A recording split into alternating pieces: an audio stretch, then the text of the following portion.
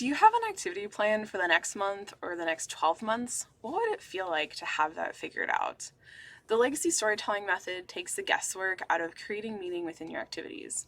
Simple storytelling methods can be woven into games and crafts without too much effort on your or your staff's part. Using the pre-planned 12-month activity program from the Legacy Recorder offers a great way to have a solid plan. Some things to have in mind before you get started.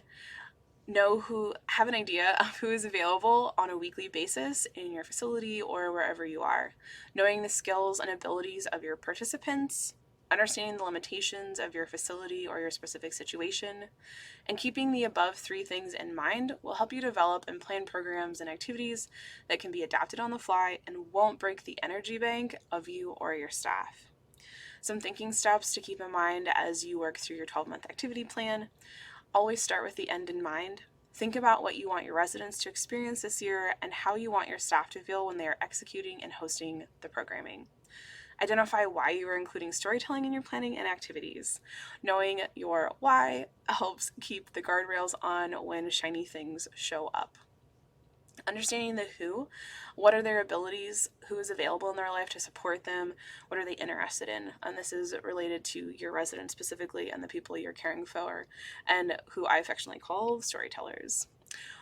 Knowing your where and with whom, where in your facility and in what venue can this happen, where can you go, how many people can you include. The whom of yours would be knowing your staff availability and what are they excited about. It's important to make sure that your staff is included and is consenting to the programming. The more buy-in you have from your staff and from leadership, the more likely all of this is to work. Also having buy-in from your residents is super important as well. What and how, knowing your what is knowing what actual activity based on identified parameters and limitations you're going to do. So if you have different cognitive availability in your residents, that will change the activities that can actually happen. Also take into consideration the specific situation and your storyteller needs.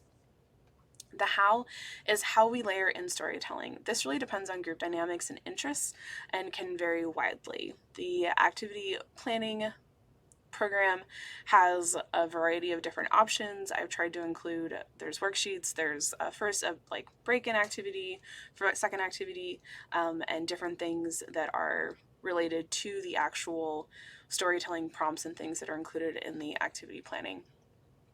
Some misconceptions. There isn't one right way to plan activities. Keeping your staff and residents' needs front of mind will help keep things on track. You can go by calendar month, seasonal activities, or let the interests, skills of your staff or residents guide your planning. I personally advocate for a mixture of both of those things because it keeps things interesting but also consistent and slightly predictable, which means that every year your staff doesn't have to come up with a brand new plan. They can just swap in different pieces and makes the programming and execution much simpler because it's something that has happened before. So in this video, we learned how to start successfully planning the next 12 months of activities and what can give you a jump start to hosting the activities instead of spending hours of planning, figuring out what's going to happen. Check out the resources in the description area down below and let me know if you have any questions.